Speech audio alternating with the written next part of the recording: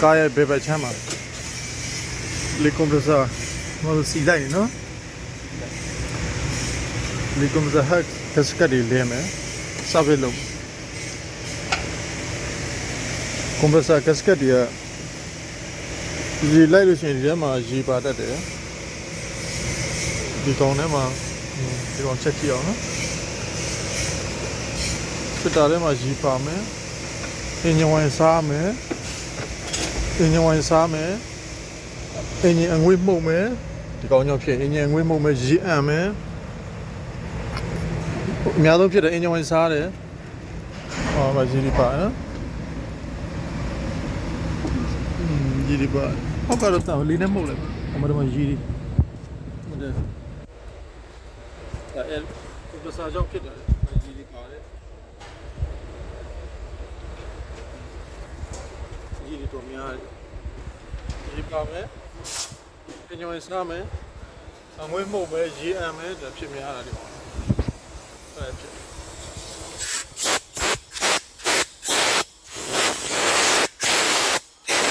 ဆိုတော့သူရဲ့ compressor ရဲ့သူရဲ့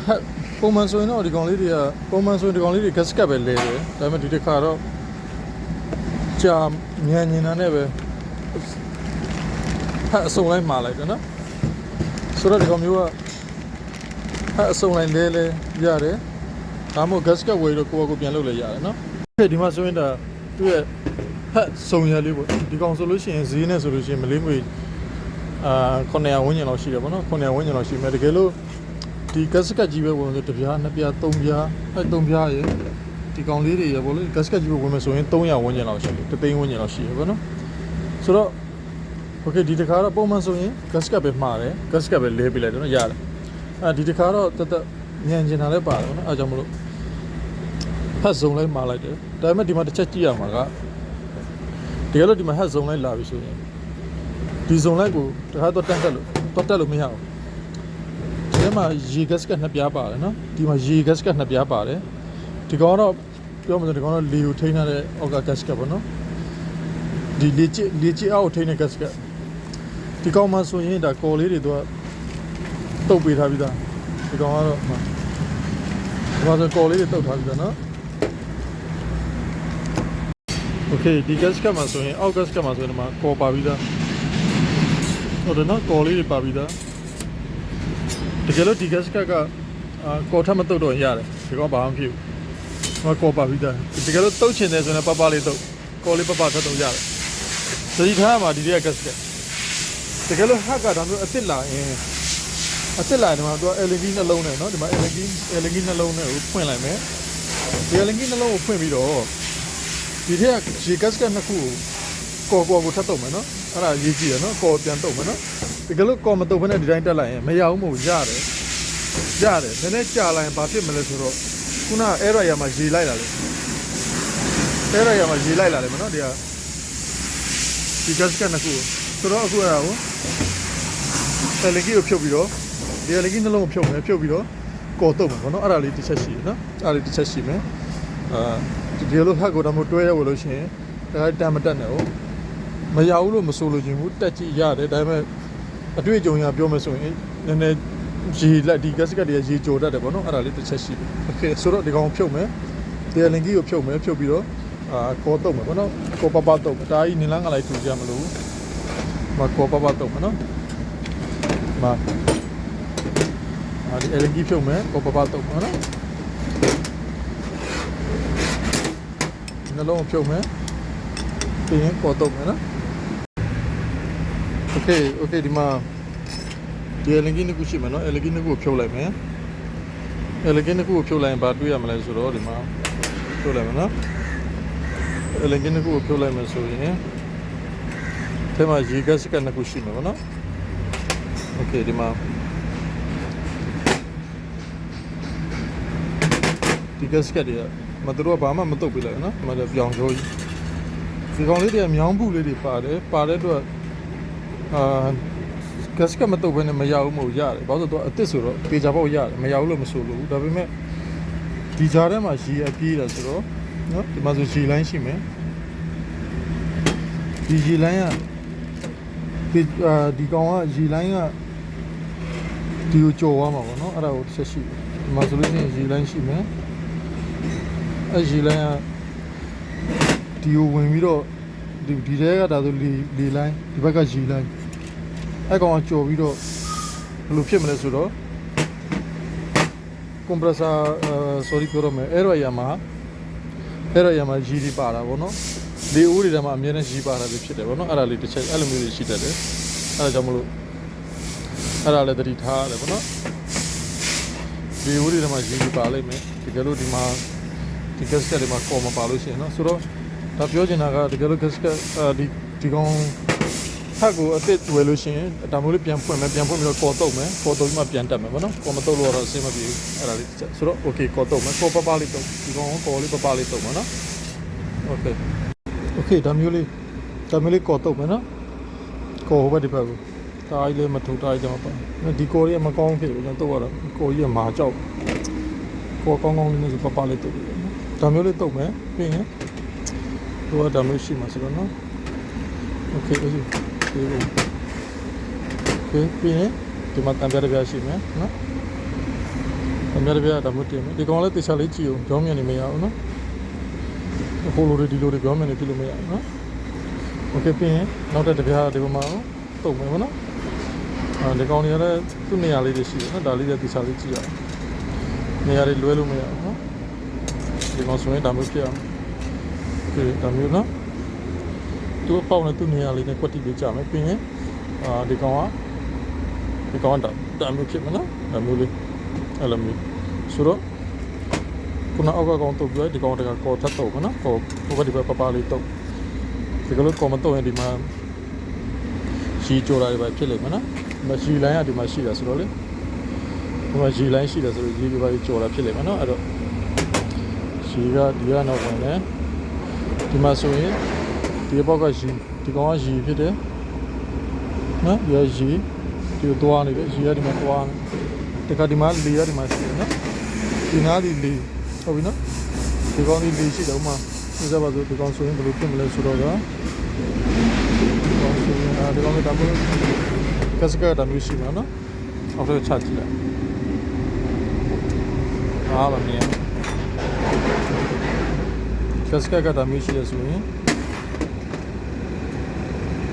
ဒီမှာဒီလေရှိတယ်ဒါဒီလေသွားတယ်လေကဒီမှာလေတိုင်းနော်ဒီနားမှာဒီမှာဒီရှိဟုတ်ပြီနော်ရှိရဒီမှာရှိဒီကလေးဒီကြားထဲမှာပေါက်သွားရင်ဒီရှိရဒီဝင်သွားရင်ဒါခုနလေကွန်ပရက်ဆာမှာ sorry လေကွန်ပရက်ဆာအဲ့တော့ရမှာလေဒီပါတာဖြစ်တတ်တယ်ပေါ့နော်ဆိုတော့ဒီမှာပြောင်းချိုးကြီးဆိုတော့ဗျာနော်အဲ့ဒါကော်လေးပပလေးတော့ပေါ့နော် okay ကစကကော်တိုပြီးရဆို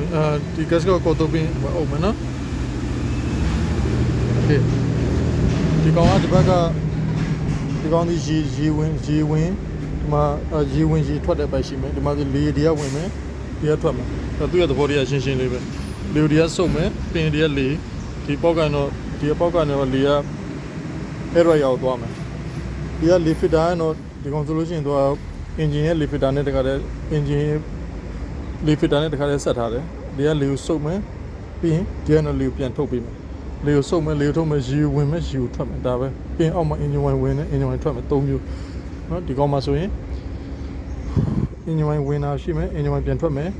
လေဝင်မယ်လေထွက်မယ်ရေဝင်မယ်ရေထွက်မယ်ဟုတ်ပြီနော်ဘာကြောင့်လဲအင်ဂျင်ဝိုင်ကသူ့မှာထဲမှာပင်စတင်နှလုံးရှိတယ်အဲ့တော့ဒီပင်စတင်နှလုံးကိုချောစီဖြစ်အောင်အင်ဂျင်ဝိုင်ရှိနေရမယ်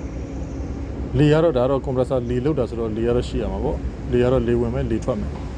ပြီးရင်တကယ်သူ့ရေရထည့်ပေးထားသေးတယ်တကယ်လို့ရေမထည့်ပေးထားရင်ဒီကောင်ပူပြီးတော့အကုန်လုံးပြတ်ကုန်မှာပေါ့အားကြောင့်မို့ဒါအေးခံမှုရေလိုမယ်ချောစီလိုမယ်လေဝင်လေထွက်အဲ့၃မျိုးရှိမယ်နော်အင်ဂျင်ဝိုင်ဝင်မယ်အင်ဂျင်ဝိုင်ထွက်မယ်လေဝင်မယ်လေထွက်မယ်ရေဝင်မယ်ရေထွက်မယ်အဲ့၃မျိုးရှိမယ်နော်โอเคဆိုတော့ပြီးသွားပြီဆိုရင်ဒါဒီမှာသူ့ LED တွေပြန်ချက်လိုက်မယ်နော်ဒါလွယ်ပါတယ်ပြီးရင်ဒီမှာသူ့မှာဟိုပါတယ်သူ့ရဲ့ net တွေပါတယ် net ပြန်ချက်မယ်နော်โอเคတကယ်လို့ကိုကဒီ compressor ကိုအလုံးလိုက်မဖြုတ်ခွင့်နဲ့နော်အခုလိုမျိုးပဲ hub ပဲလဲမယ်ဆိုရင်နော်အလုံးလိုက်မထုတ်ခွင့်နဲ့အခုလို hub ပဲလဲမယ်ဆိုရင်အခုလိုဖွင့်ပြီးတဲ့အချိန်မှာဒီမှာ engine wine တွေပါလာတစ်ချက်ကြည့်နော်ဒီမှာ engine wine ဒါဆိုနေလား ပြီးတော့ဒီမှာ block တွေစားနေလားနော်ဒါလေးတစ်ချက်ကြည့်ရအောင်နော်ဒီ block တွေစားနေလားဒီမှာ piston ဒီမှာ piston နဲ့ဒီ liner တွေစားနေလားတစ်ချက်ကြည့်ရအောင်နော်တကယ်လို့ဒီမှာမြောင်းထားနေဆိုမရတော့ပြီးတော့အဲ့လို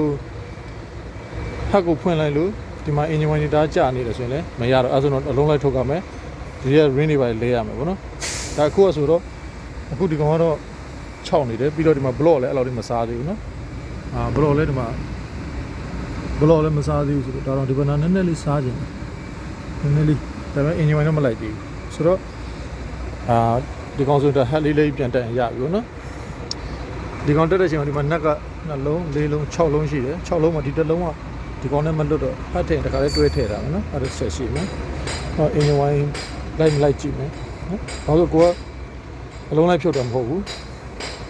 ဖတ်ပဲဖြုတ်တာဆိုတော့နော်အဲ့ဒါဒီချက်ကြည့်တကယ်လို့ဒီမှာ engine wine လိုက်နာကိုကိုကဟတ်ပဲလေးလိုက်တဲ့အလကားပဲလေပြီးရင်ဒီမှာအဲ့တော့ရမှာ engine wine ပါမယ်ဗောနော်ခုနပြောလို့ဒီမှာလေရဒီကဝင်မယ်နော်လေကိုစုပ်မယ်ဒီကလေကိုစုပ်ထည့်မယ်ပြီးရင်ဒီကတော့လေကဒီမှာဒီပေါက်နဲ့ဒီပေါက်ကထွက်ပြီးတော့ဒီကိုပြန်သွားမယ်နော်လေဝင်တာတစ်ပေါက်လေစုပ်တာတစ်ပေါက်ရေကဒီမှာတစ်ပေါက်နော်ရေဒီမှာတစ်ပေါက်ဒီကဝင်မဒီကိုပြန်သွားမယ်ရေတစ်ပေါက်အဲ့လိုပဲ engine wine ကျတော့ဒီနောက်မှာ engine wine ပိုက်လေးတစ်ပေါက်ရှိတယ်နော် engine wine ပိုက်ကဒီကတော့ engine wine ဝင်မယ်ပြီးရင်ဒီကတော့ဒီမှာ engine နောက်ထပ်ကိုပြန်ဒီ gear set ကို engine wine ပြန်သွားပြီမယ်နော်ဆိုတော့ engine wine ဝင်လာရှိမယ် engine wine တွေပြန်ထွက်မယ်လေဒီကဝင်မယ်ဒီကတော့လေကစုပ်တယ်ဗောလေကတော့စုပ်တယ်ခေါ်မှာဗောလေဒီကစုပ်မယ်ဒီကထွက်မယ်ရေဒီကဝင်မယ်ဒီကထွက်မယ် engine wine အဝင်ထွက်ရှိမယ်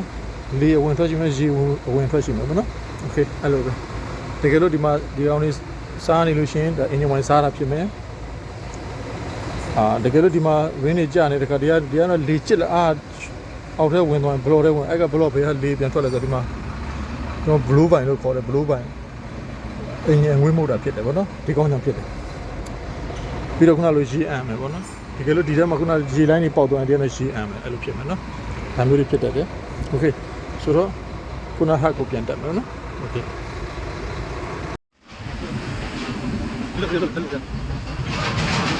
တော့ဒီလိုနဲ့လည်းကဒီမှာပြတ်တက်တယ်ဗော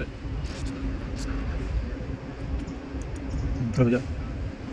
ဆက်တော့လည်းဘာမှပြန်မရဘာလို့ရှိုးတယ်တော့ဘယ်ကနေတန်ကြလေးတမကြလေးဘာလို့မလုပ်ဒီဘက်လုံးနဲ့ကြာကုန်ဒီဘက်လုံးနဲ့တောင်းကြဒီဘက်လုံးတောင်းအဲ့ဒီမှာတဲ့တော့အဲ့ဒါကြောက်ရတယ်အဲ့ဒီကောင်ဘာမှမရှိုးဘူးโอเคကွန်တန်နေရိုက်လိုက်ကြတာ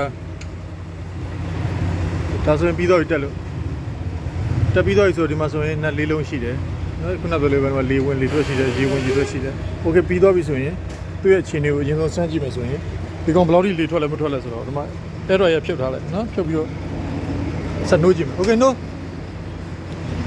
စနိုးကြည့်မယ်နော်အဲ့ဒါဆိုလို့ရှိရင်โอเคနိုးပြီးလို့ရှိရင်ဒီမှာလက်နဲ့ပိတ်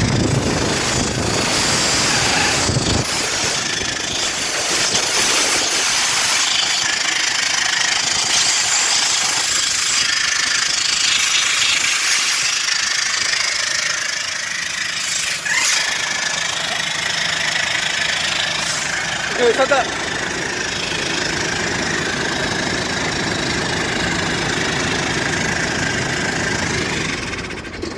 โอเคဒါမျိုးဆက်နှိုးပြီးတော့ဗောနော်ဒီဘိုက်ကဒါခုနဒီဘွားလာတယ်ဗောဒီဘိုက်ဒီကလာတဲ့ဘိုက်ကဟိုအထက်ဝင်လို့ဒီကိုရောက်တယ်ဒီဘိုက်ကိုခုနလိုဆက်နှိုးပြီးတယ်ဒီမှာလက်နဲ့ပိတ်ကြည့်လိုက်လို့တကယ်လို့ပိတ်လို့ရနေတယ်ဆိုရင်ဒါကွန်ပရက်ဆာမကောင်းလို့ပဲဒါမှမဟုတ်ကွန်ပရက်ဆာတော့ကောင်းတယ်ဒီကြားထဲမှာကြီးတွေပိတ်နေလဲဒီကိုလေပြော့တယ်တကယ်ကောင်းတယ်ဆိုဒီမှာလက်နဲ့ပိတ်လို့မရဘူးပိတ်ရင်တွန်းထွက်အဲ့ဒါဆိုရင်ဒါပြောမယ်ကောင်းတယ်ဗောနော်အဲ့လိုမျိုးโอเคဒါဆိုရင်တစ်ပြန်တက်မယ်အဲ့လိုမျိုးဒီကောင်လေဘယ်လောက်ထွက်တယ်ဆိုတာဒါကိုစမ်းကြည့်လို့ရတယ်โอเคဒါဆိုရင်ဒါတစ်ပြန်တက်မယ်ဒါဆိုရင်စင်ပြေသွားပြီโอเคဒါပဲဒါ